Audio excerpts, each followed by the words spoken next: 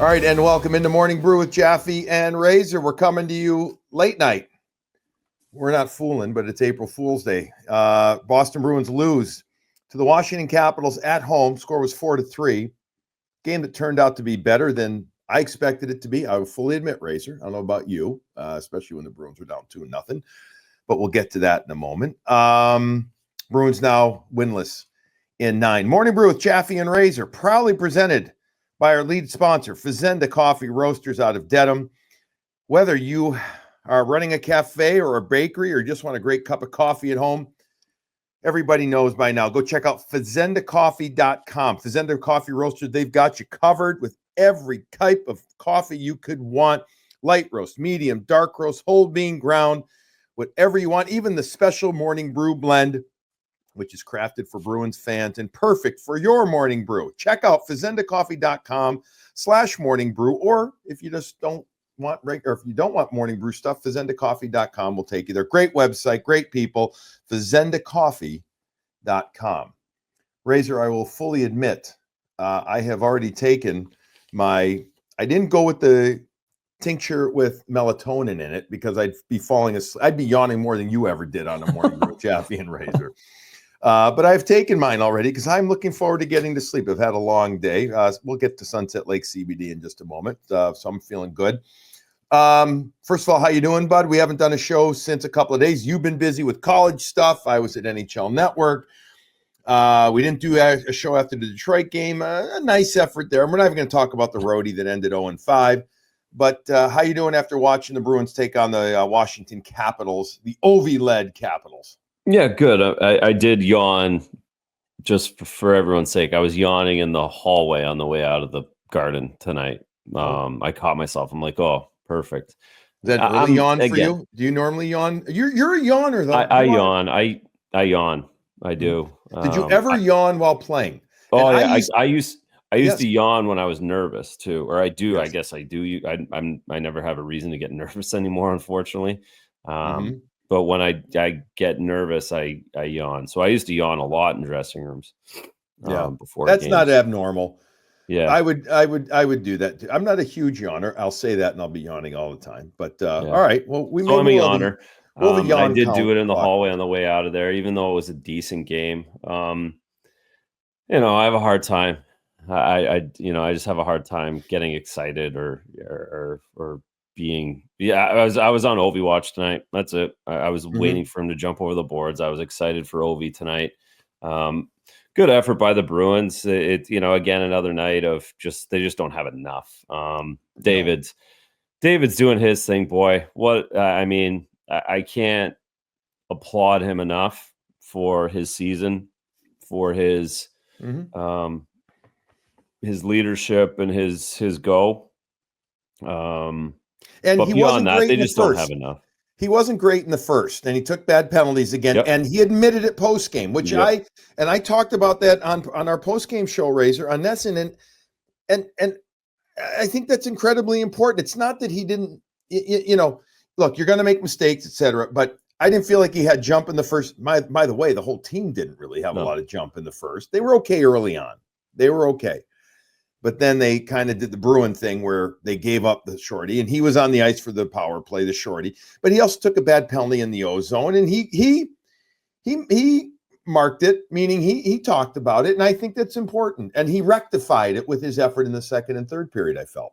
Exactly. He doesn't need to justify anything to anybody at this point. And yeah, you're right. He took full responsibility for that, and completely accountable for his effort and trying to get everybody into the fight. So, more so than the 2 goals he scored, just kind of his effort and his bounce back. Because again, he can mail that in even after, if a bad penalty, it doesn't go his way, shorthanded. All right, tonight's not my night. I'll just watch Ovi, and he doesn't. But again, beyond that, they work real hard. They are going to get a win at some point. It's going to probably be against one of these better teams where, like they beat Florida a few weeks ago at home. Florida was up 2-0. They just lulled them to sleep. Like, I thought that was what was going to happen tonight. I thought the Bruins were going to get a kind of a random late one and win 3-2. In Washington's case, they'd lost 3 in a row, and they decided to put the hammer down at the end. I fully admit that I thought once it was 2-0, and it was a classic, as of late, classic Bruins. Hey, we're going to be in it for a little while. Something bad's going to happen, or you know what I mean? And then all of a sudden we're going to get scored on, and then another one's going to happen. And basically that's what it was. It was 2-0.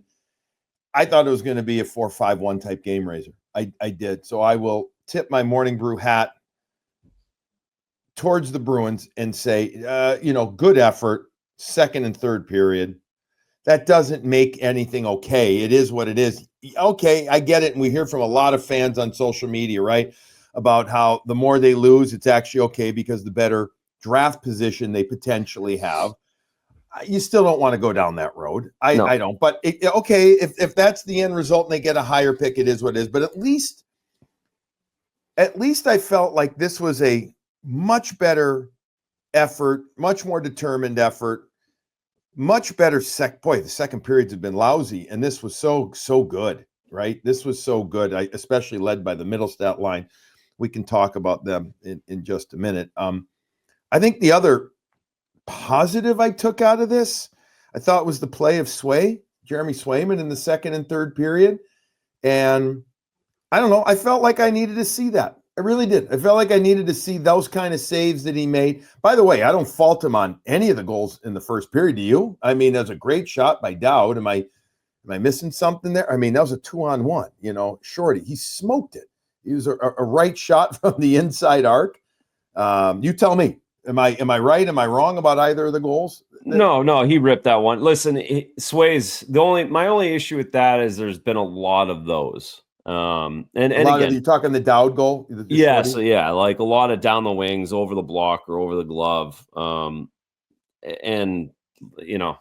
again, no one likes Sway more than me. And it's okay when it's kind of this close game, but he wasn't giving that up in the playoffs last year. He hasn't given those up in his season. So, he can clean that up. I think he can hold his edge. I think he can track a little bit better, but there's no question, like that set the, Bruins tied up 2-2. He made 3 huge saves on Wilson and Protoss. So that game's over. That turns into 5-1, if not for Sway at that point, exactly. Possibly. Another shorthanded goal. Down in the dumps, passed again, the whole thing. So big on him to do that. I think he's had a bad season, admittedly, but he's trying, he's grinding, and I appreciate that a lot because like some of the other guys, he could just say woe is me and mail it in for 5 more times. So good on him. And they just can't buy a break. Mason Lowright, it's tough for him right now. Just nothing going his way in any way whatsoever. So it's far from on Sway, and again, he did a good job battling, like the rest of the group, right? Yeah, battled back second and third period, battled ferociously, I thought. The Ovechkin goal, a gorgeous power play goal, set up by the puck being top of the umbrella, whatever you want to call it, where John Carlson has it. John Carlson, by the way, has the second most assists of any player on Alexander Ovechkin's goal. He sends a puck. He has a choice. Am I going to shoot it? Am I going to rip it from up there? Am I going to pass it or look for a deflection from Strome on the right side of the net, or Ovechkin, who had sifted his way down, gone stealth to the left side? And then there was a mid-slot option too. I didn't catch right away. It was Tom Wilson who had worked his way into the middle there as well. So he could have looked for like one of those mid-slot tips, that kind of in between the circles type play. Meanwhile, Carlson makes a gorgeous bullet pass down to the right side of the net, so the glove side of Swayman, and Strome bumps it. He one-times a backhand pass right over to Ovechkin on the other side for a gaping net. I mean, wide open. Sway has to respect that potential redirection, and Ovechkin puts it in to be now just 3 behind Wayne Gretzky. And I mean, it's a phenomenal play. There's nothing that Sway or anybody could do there. I mean, the Bruins PK hasn't been stellar all year. I will say, though, the Washington Capitol power play is pretty damn good. I mean, you've got options galore out there. Their back end's so good. That's what stood out to me is offensively how good they are. They work the line, they move it D to D so well, and open up high tips all over the ice. and net plays around, and that was one of them. Strome's a big dude. He's way bigger than I thought he was. Really tall, really Sneaky long. 6'3". He's a Yeah, sneaky 6'3", he 205. is. I don't know why. I mean, just because I guess he's been in Arizona and out west and not Anaheim. Like I just didn't. He surprised me with his height and his length. Great pass, great play, and luckily for all of us, we got to see 891 and we got to see Ovi, and he did it in person for us. Yeah, and you know what? The crowd's reaction. First of all, there was a lot of Caps fans there. Yes, understandably so. Whether they're from the New England area or they came from DC, who knows? Probably more from the New England area. They came out en masse, and understandably so, to support their team and their all-world player. But I also, you know what? A lot of Bruins fans gave him a nice ovation. Lots of people standing up for it. Yeah, and you know what? Damn cool. Like, you know, and I expected that, but to see it and to hear it, I thought was awesome too, because it's really okay to enjoy seeing greatness, even if it's from an opponent. You have to respect that, and I thought Bruins fans were tremendous in that regard. Especially when your team's on the playoffs, so it's even easy. You know, it's kind of like, it didn't knock us out of the playoffs. Who cares? You know, get 8.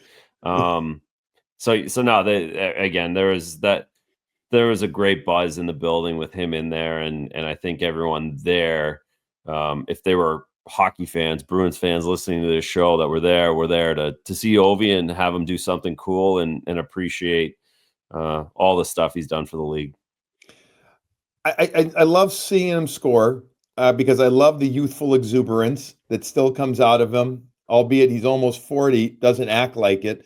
Razor, I was downstairs before the game catching up with a good buddy of mine, Scott Allen, who's the assistant coach with the Washington Capitals. Love Bulldog and New Bedford, Mass guy. I mean, he is a hardcore Boston area kid. I love Scott. He's great to see him. But Ovi, Alex comes walking by like the rest of the team when I'm chatting with him. He's always the last one into the locker room, but he's so excited to be there. He's already taken his tie off, Razor, before he's even into the changing room, you know, and he was all smiles. He was all energetic. And I've seen it before, you know, up close, whether I've done games between the benches or whatever, but to see him with that exuberance walking into the arena I know he's on the precipice of an amazing record, but still to see it at his age with all the games under his belt and everything, the energy, it's really freaking impressive. And you played against him early in your career, well, later in your career, not later, but mid part of your career and early in his career. And I got to imagine that energy, you could feel it on the ice when he was out there too, as a player. Yeah, his presence is extremely high, and you know when he's around, he's again that big smile. He wants to laugh, but you also know there's a killer in there as well, and you know everyone loves him. His teammates have always loved him. He's always again not like the other greats. He's been more of the more along Joe Thornton lines, where he wants to bring everybody in with a joke, and when he brings everybody in with a beer, we're going out, we're hanging out, we're all going to dinner, we're staying out. He's always been able to do that, and it's an endearing quality that he's had, and something that's a little bit different than the Sids and the Bergies and the he just has a different presence, but one that's just as presidential. In this game, he had 1 goal and 1 assist in 16 and a half minutes. He had 2 shots on goal, 2 others that missed the net, only 1 hit. But I'm going to call it a ho-hum kind of pedestrian Ovechkin game. You know, he was, I think, hoping, and I thought he was maybe going to get another 1 or 2. After 2-0, just missed the empty netter. He did. I was waiting on the empty netter. I was really cheering for the empty netter. He little kidded it. Dying. There. He did. He was he was above the play. Yeah. He was waiting for that puck to come out. He was like a lion seeing a steak, man. He was ready to pounce on that thing ferociously, but he wasn't getting into the mosh pit for that. He was well above the play, hoping to get it. We thought he might get one.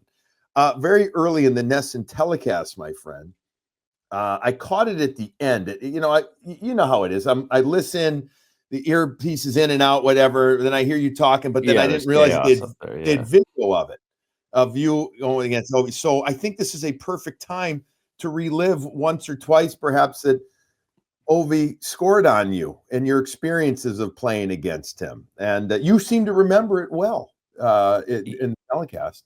Yeah, so I've been able to see the goals now over the last couple of years because I couldn't remember. I a year and a half ago, if I was I knew it was 2 or 3. Like I knew he didn't scorch me. I knew I didn't get any highlight reel goals against me, but I didn't really know the gist of it. So I was able to see once those highlights start coming out of all the goalies scored on, etc. I saw the couple of the goals. So, but tonight was great for the game because I saw Z had them in 5 or 6 seconds before the goal rather than like a second and a half. So I got to see it develop a little bit more. And you got to blame Skillsy.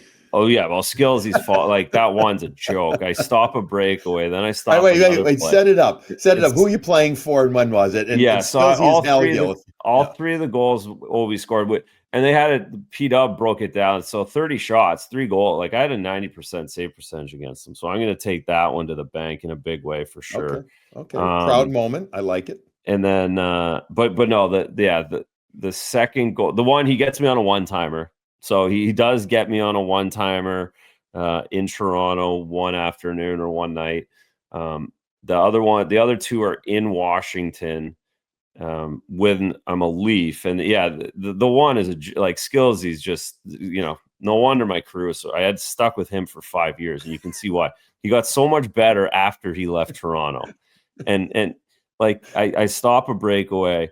Then it goes to my right. There's another shot right up against the post. And I don't have, you can see, or VH and RVH in that play. Yeah. VH doesn't work very well and never did, but we did it for some reason. And if I had been doing RVH, I might have stopped that one. But yeah, Skills, he just gives up a breakaway. Then he's spinning around like a top in front of the net. No idea where anybody is. And 8 pounds. Have you ever told Hal that you got why did you have to get so much better after we played together? I say it to him all the time, for sure. It was a joke. Like I couldn't believe when he went to Pittsburgh and he was good. It's like, what the unbelievable.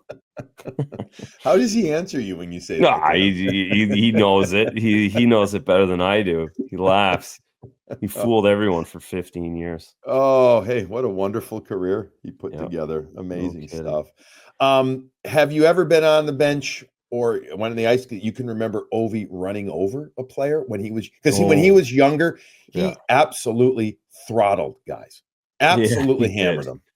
Well, I'm sure I was in net for a couple of them. Nothing that jumps out. Nothing that jumps out, but certainly it's always been part of his game for me. Like I've thought of that just as much as the slap one-timer is him running guys over and getting in on forechecks, and you're just like, look out! You can't do anything about it if he had you in his crosshairs. Which is what really separates him, not from every single other goal scorer, but many goal scorers. The amount of physical contact that he initiated. Other guys took hits. He initiated more hits. And I don't have the list of goal scorers of the all-time greats in front of me to remember every single one. I mean, a guy like, I don't know where, Dino Ciccarelli wasn't big, but he was scrappy and physical. Shanahan, he was initiated a lot of hits. But JR eventually did. Eventually, yes, but you're right. So I the other thing too is people. Well, I mean, a lot of people were too young, but I think we forget a little bit how physical the game was when Sid came in, and Ovi came in, when the two of them came in, and how much Ovi dictated, like you said, like he was scary out there, and you the game's different now. You don't line guys up the same way, but he lined guys up. He would hit. I would say, is this a fair statement? He would hit to hurt. Yeah. No, exactly. He was mean, like Shanahan. Yeah, like they have mean tendencies in them. And again, that goes back to the start with energy. Like he had that energy where he enjoyed hurting people too.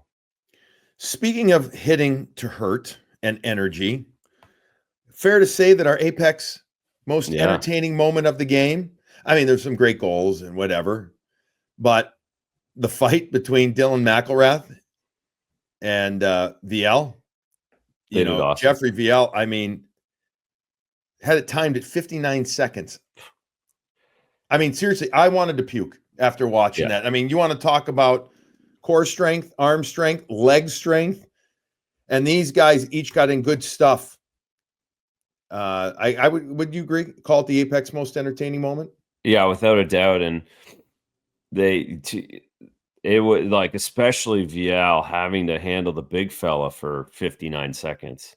What was really impressive. And he took a couple shots, and like I thought, ooh, that he just stood in there like strong chin, strong lungs, strong legs, really good showing. And again, things like that, I guess that's the positive we're taking at this point, are individual highlights and positives out of these games, and good for Jeffrey. Good, that gets you. It's silly, but those that gets you a deal. I don't know what his contract status is, but he's getting another one just because of that fight. And good for him, and should be very proud. And Jeffrey Viel's not a huge guy, but he's He's not not big. small. He's But not. Yeah, what he's 6'1", 6'2". But yeah. McElrath at 6'5", 230 something looked mammoth over him. He's an animal. Yeah, no. So he again, to hold that big fella off for 59 seconds is solid. Folks, if you're into the fight game, check it out. Dylan McElrath, a first-round pick, by the way, in his career, New York Rangers, if I remember correctly, has been a longtime captain in Hershey. He's been a great leader by example down there, but he's gotten a lot of games this year, last year up in the NHL due to injuries, but he's persevered, has made a long career for himself, and he is a beast of a man. So check it out. Apex Entertainment, 100,000 square feet of pure fun up in Marlboro. ApexEntertainment.com. Go check it out. That is our Apex Entertainment most entertaining moment of the game. A perfect time right here. We got a couple of other things to get to. Let's recognize our other sponsors as well. The first one being Graciano Construction. They serve Boston and the greater Metro West area, and perhaps even a little outside of that. Graciano Construction is the contractor that you want to help refresh and revitalize your space. They do it all. They do it with pride.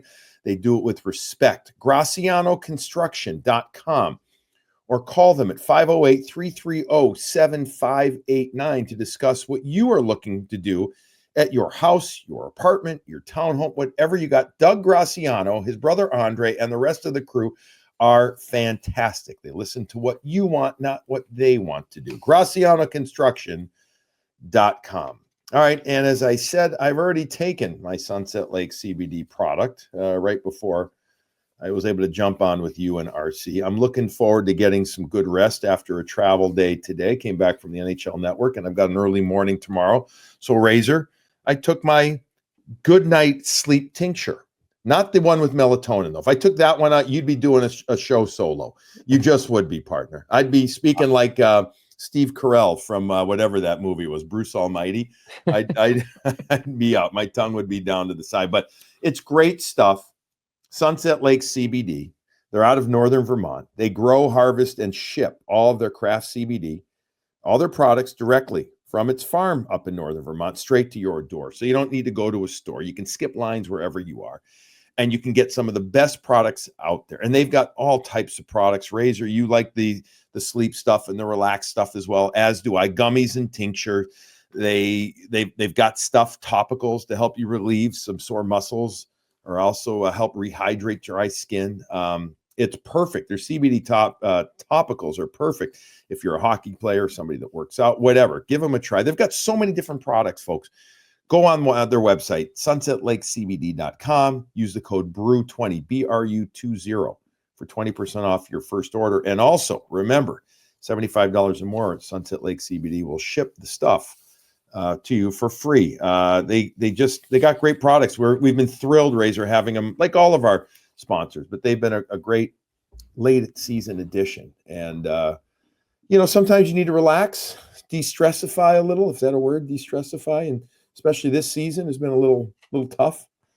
So Sunset Lake CBD helping us get through the end. Again, use the code BRU20 for 20% off. What did you think of the middle stat line? Why do you think? I thought the second period they were excellent. What did you think? Why they were able to get going in this game? I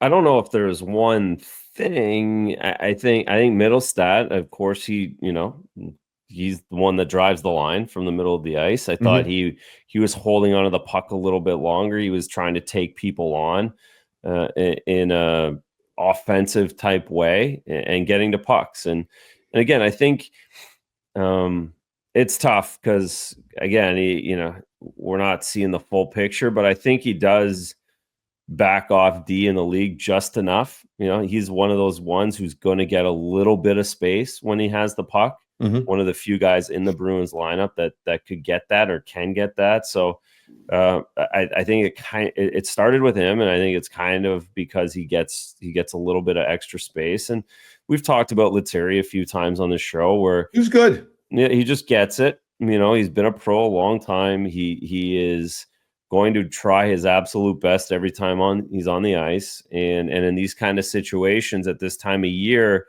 for him, he knows that this is a Stanley Cup game every time he goes out there. He treats it that way, and you see why he can have some success in these situations. But I guess a long-winded answer back to your question is I think I think a lot of it goes on Middlestat and him driving the line, which is a positive. Vinny Lettieri is on a 1-year contract. If I'm remembering correctly. Actually, I think it's a 2-year contract that it's ending this year.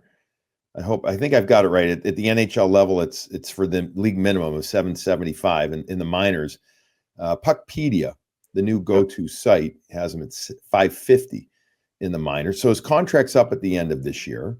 To your point, every game is a big game for him. He's playing for. He'll get another contract. He will, because he's going. I mean, he's led the team down in Providence in many ways. He's been a great leader for them down there. So is Patrick Brown. I mean, they are what they are at the NHL level, but you can't.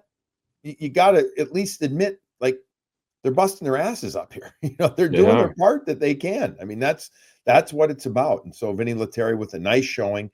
I thought that line in general worked the wall well, got pucks down back in deep. On the power play goal that the Bruins scored, Pastrnak, who, by the way, had 2 goals in this game, Middlestat made the play really happen in the first place by keeping it in at the left point with a gorgeous hand-eye coordination type play, knocking a puck down, barely keeping it in. And then the Bruins eventually recycle it. And how about the not the no look, but the one-timer slap pass from Morgan Geekie over to David Pastrnak? Almost looked like, Kucherov over to Braden Point or somebody like that. The way that Kucherov does that, probably better than anybody in the National Hockey League. Geekie does it from the right side. There's a special play right there. Fun to see. And David gets more. Geekie gets more. Again, I'm not grasping at stuff. I'm just looking at and saying, what positives can we find? Well, positive is the power play came through. It's a bit of an adventure still at times, but the power play did come through because of those 2 guys. Yeah, exactly. It's really based off of those 2 making plays. And again, Geekie just continues. He couldn't have had a better season. Like, just couldn't have had even if it's because again, we talked about his healthy scratch, like that all builds into having this season that he had. If he had just had 30 goals out of the gate and not been healthy scratch, it's not the same kind of season. This season couldn't have been better for him in showing that a team would want this kind of a guy who fights, a guy who's resilient, a guy who gets paid off, and a guy who shows how much talent he ends up having at the end of the day at this level as a higher round pick that just didn't quite get it yet. And whatever it is, he's got it now. Just a great talent and a nice power play goal. To get them going just a little bit. Yeah. Geekie with 2 assists in the game. He played 20 minutes and 57 seconds, more than anybody except Henry Jokiharju. I didn't think that. Jokiharju played just under 23 minutes. He led the way for the Bruins. And I believe it was Jokiharju's 400th game in the National Hockey League. Little nugget of whateverness right there. Congratulations to him. All right. So the Bees now will have practice on Wednesday and then get on the plane and head up to Montreal. This is a tiring stretch. You come home from the road trip. Now, the good news is they had Sunday off. They get home from the Detroit game. They have Sunday off all day. Then they have practice on Monday. They play Tuesday, travel Wednesday, play Thursday, home Friday and Saturday, play home Saturday, then get back on the road and go play Sunday. This is look, it'd be a tough stretch even if you were in the playoff race. Yeah.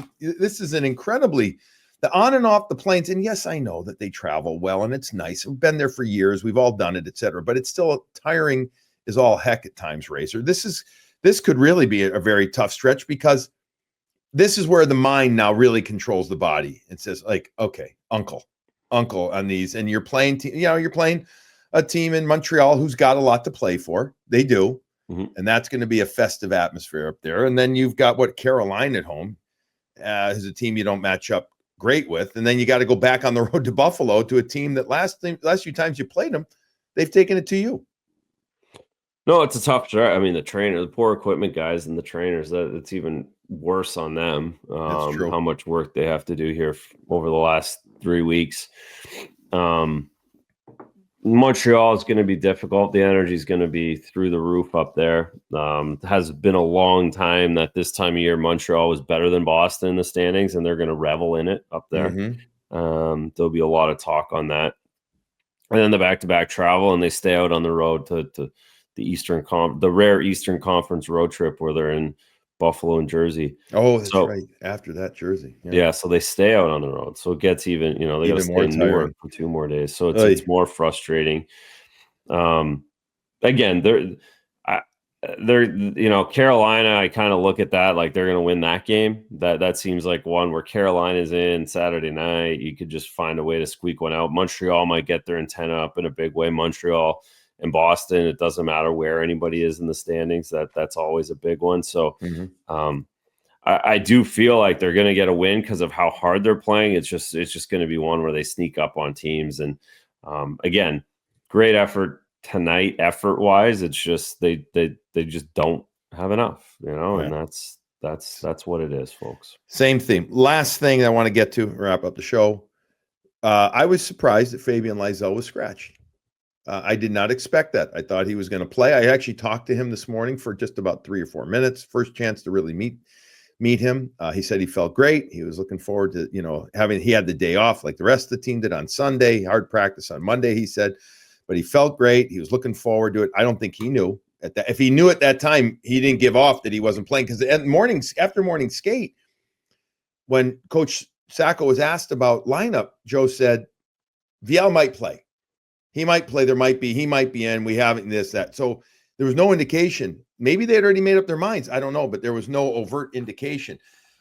When I say I was surprised he didn't play, I know Sacco was asked about it post-game, saying, and I think his answer, as I paraphrase, was, he said to the reporters that asked, you saw the games out west. You saw, this was a different type of game. So this was a lineup decision for the game. Am I saying that correctly? I don't have my phone open in front of me. I can look for it quickly. Anyways, it was a decision not to play him. All right. And Viel comes in, and I just think, it just kind of surprised me a little bit, if only just to see, if you got him up, here we go. Here's the quote on Sacco. Why is it Lysell didn't play? Quote, "You saw the game out there. Tonight was more of a lineup decision based on the opponent." Okay, that's what it was. I don't know. I don't know. Don't you got to play him though? I'm just going. Yeah, I mean, you could have. I'm pretty sure McElrath was up in the air whether he was playing or not. I assume Viel had something to do with him. But you could have taken someone else out of the lineup and play Lysell instead. That's what I mean. No, I mean, we talked about it that we thought he would get the rest of the way and show his merit. I guess, again, it's whether they have a plan or whether they think, I don't know. But obviously, again, I do go back to, you don't just get games in the NHL too. Mm-hmm. So maybe the plan was play 5 games, sit 1 game and watch and learn and think about what you're seeing and then go back down. It's with Fabian, it's close. It would have been nice for him to get a goal over the weekend. He had a breakaway, and like he feels like he needs one just to really kickstart him. He's trying to make adjustments along the boards, etc. So my take as long as he goes back in the lineup against Montreal, then it's, you can understand that it does help him to learn. He hasn't watched many games in the NHL, right? He hasn't watched a game up on the 9th floor. He's never here. He's always in Providence. So there is a value in that. Okay.